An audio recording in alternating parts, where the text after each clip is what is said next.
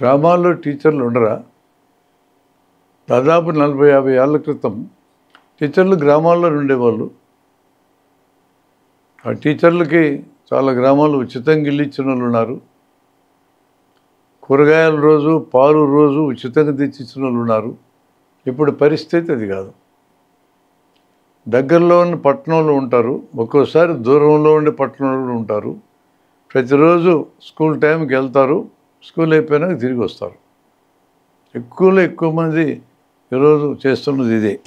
మీరు ఎందుకు గ్రామాల్లో ఉండరు అని మాట్లాడటం అనవసరం. అది ఇప్పుడు పనిచేయదు. మీకు ఏం సంబంధం? నా 10 గంటలతో నాకు సంబంధం. 9 గంటలకు స్కూల్కి రమ్మని వచ్చాం, 5 దాకా ఉండమని ఉన్నాం. రూల్స్ ప్రకారం చూస్తే కరెక్టే అది. కానీ గ్రామాల్లో టీచర్ ఉన్నప్పుడు ఆ టీచర్కి గ్రామంలో ఉన్న పిల్లలతో స్కూల్లో బంధంలోకి వస్తాడు, ఊళ్ళో జన్మతో కూడా సంబంధంలోకి వస్తాడు. నాకు ఎలిమెంటరీ చదువు చెప్పిన ఒక టీచర్ జీరయ్య గారని, ఆయన మా ఊళ్ళోనే ఉండేవాడు.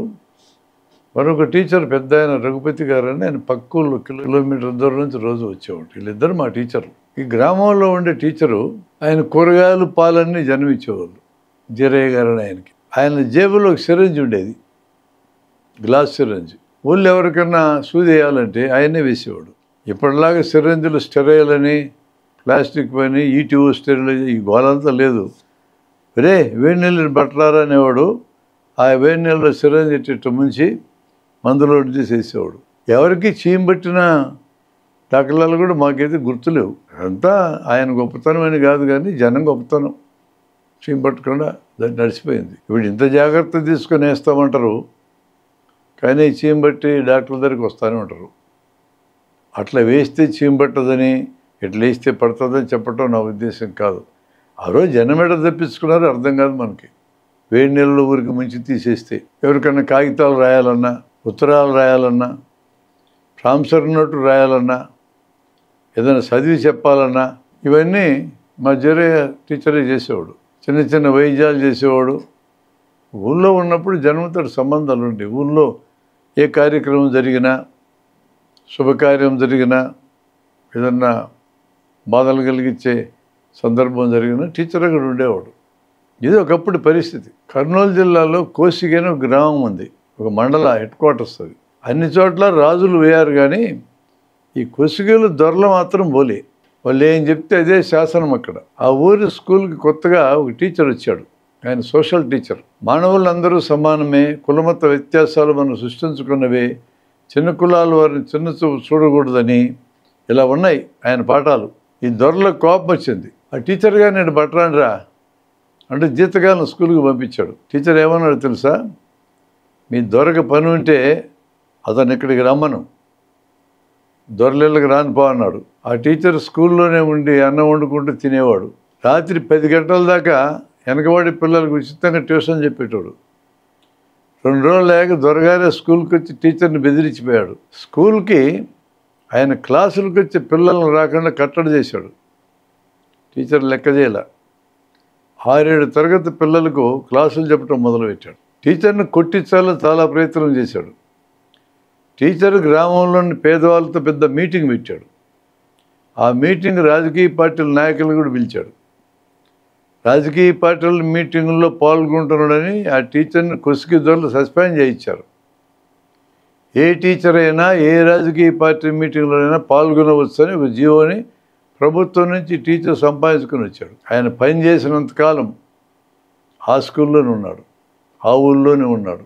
కోసిగి దొరలు ఏమీ చేయలేకపోయినారు ఆయన్ని. ఈరోజు కోసిగి దొరలనోళ్ళే లేరు. ప్రజాప్రతినిధులందరూ ఆ ప్రాంతంలో ఆయన శిష్యులే. ఆయన పేరు జమ్మన్న. అటువంటి టీచర్లు ఉంటారు. మరొక టీచరు రేవయ్య అని, కొనిగండ్ల అనే గ్రామం. ఆ మధ్య కొంతకాలంలో టీచర్లకి టెంపరీ ఉద్యోగాలు ఇచ్చారు, 5,000 రూపాయల ఉద్యోగాలు. ఈయన కొండ మీద పిల్లలు ఉద్యోగం ఇచ్చారు ఈయనకి. డైరెక్ట్గా అక్కడికి పోయాడు, వంటగని వండుకోవడం మొదలెట్టాడు. అప్పటికి ఇంకా పెళ్లి కాలేదు ఆయనకి. ఇంకా పిల్లలందరూ చుట్టేసుకుని చదువు చెప్తాడు. అప్పటిదాకా ఆ ఊళ్ళో చదువుకున్న పిల్లలు 4-5 కూడా లేరు. ఈయన వెళ్ళినాక 25 మందికి పెంచాడు వాళ్ళని. ఇంకా అక్కడే ఉంటున్నాడుగా, అడ్వాంటేజ్ ఉంది ఆయనకి. ఈ కొండ మీదకి వచ్చి ఎవడు చూడబోయినా లేని లుంగి కట్టుకొని బనియన్ వేసుకొని, ఒక్కోసారి బనియన్ కూడా లేకుండా పిల్లల చుట్టూ కోళ్ళ గుంపును పెట్టుకుని చదువు చెప్తున్నాడు. ఒకరోజు ఒక ప్రజానాయకుడు అంటే ప్రజాప్రతినిధి, ఒక జిల్లా ఆఫీసరు మీ స్కూల్ ఎట్టుందో చూద్దామని వచ్చినారు. వచ్చి చూస్తే పిల్లలు అయితే ఉన్నారు. లుంగి కట్టుకొని బనియన్ తగిలించుకొని కుర్చీ మీద కూర్చొని టేబుల్ మీద కాళ్ళు పెట్టుకొని ఒక ఆయన కూర్చొని ఉన్నాడు. ఎవరా యొక్క టీచర్ అన్నాడు ఆ ప్రజాప్రతినిధి. నేనే అన్నాడు. కాలు దీలా మనిషి లేవలా. నువ్వు టీచర్వా అన్నాడు ఆయన. అవు నేనే టీచర్ని. లుంగి కట్టుకొని బనియన్ వేసుకొని కూర్చున్నావు, నువ్వేమి టీచర్వా అన్నాడు ఆయన. చదువు చెప్పడానికి అవన్నీ ఎందుకు సార్, చెప్తే చాలు కదా అన్నాడు ఆయన. ఇంతకీ నేను ఎవరో తెలుసా అన్నాడు. నువ్వెవరైతే నాకెందుకు అన్నాడు ఈయన. మామూలుగా నువ్వు సంభాషణ, కానీ అవతల వచ్చిన ప్రజాప్రతినిధి ఎవడు ఈయనకు తెలియదు. నేను మసాలా ఏరనని జిల్లా పరిషత్ చైర్మన్ అన్నాడు. ఆ ఒక్కసారి జిల్లా పరిషత్ చైర్మన్కి డైరెక్ట్ ఓటింగ్ జరిగింది. డైరెక్ట్ ఓటింగ్లో గెలిచాడు ఆయన. ఆ ప్రాంతముడే మంత్రాలయం గుళ్ళోకి వెళ్ళి ఆయన పెద్ద సెన్సేషన్ క్రియేట్ చేసిన వ్యక్తి ఆయన. అదే ఆయన చరిత్ర. వెంటనే భయపడి ఆయన గబగబా లేచాడు. చొక్కా తగిలించుకోవడానికి ట్రై చేస్తున్నాడు. వెనకొచ్చిన ఆఫీసర్ ఎవరు, మన్మోహన్ సింగ్ గారిని సిడిఆర్ఏ చైర్మన్గా పనిచేశాడు ఆయన. కర్నూలు జిల్లాలో ఒకప్పుడు జిల్లా పరిషత్ ఈఓగా పనిచేశాడు. తర్వాత ఎడ్యుకేషన్ డిపార్ట్మెంట్లో డైరెక్టర్ కూడా పనిచేశాడు. చాలా మంచి వ్యక్తి.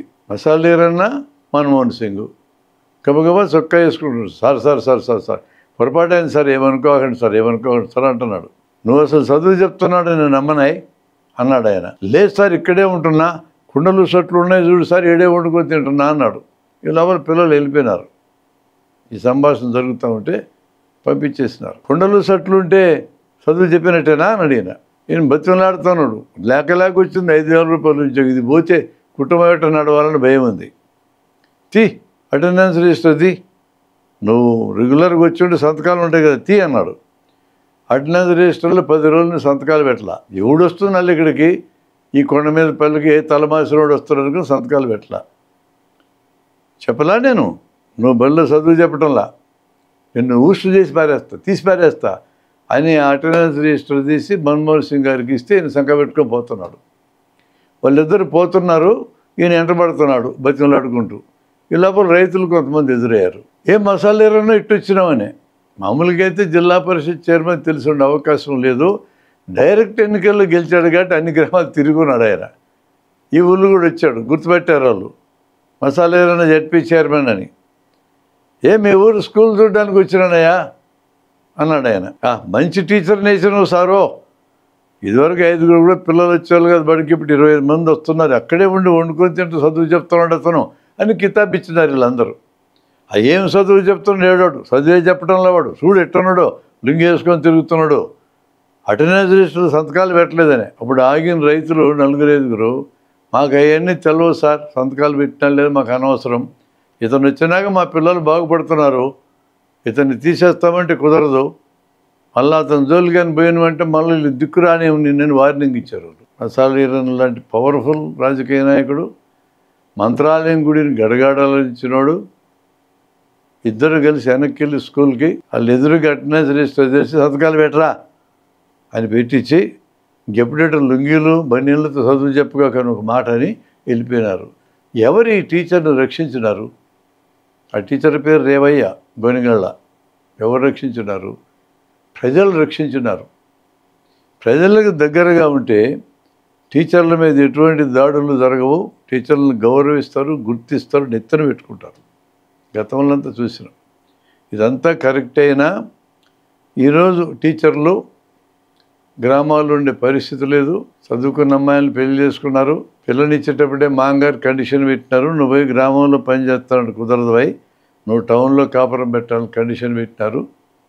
సహజమే, ఇవన్నీ మారిన పరిస్థితులు. అందుకని ఫైనల్గా టైం టు టైం బడికి వస్తే చాలు కదా, మీకేం కావాలని గవర్నమెంట్ని అడగగలిగే స్థాయికి టీచర్లు కూడా వచ్చారు. దాన్ని మనం తప్పు కూడా పట్టలేం. టైం టు టైం వచ్చే టీచరు పిల్లల మీద ప్రేమ ఉంటే, అరే మన చేతుల్లో పిల్లలకు భవిష్యత్ తరం తయారవుతుంది, వాళ్ళ కోసం మనం నిలబడాలని కోరుకుంటే, కొట్టడం తిట్టడం కాకుండా ప్రేమతో పాఠాలు చెప్పే పద్ధతి ఉంటే చాలు. నా గ్రామంలో ఉండకపోయినా పిల్లలు ప్రేమిస్తారు, ప్రజలు ప్రేమిస్తారు. మనం అక్కడికి సంతృప్తి పడడం చాలు ఈ కాలంలోని నేను అనుకుంటున్నా.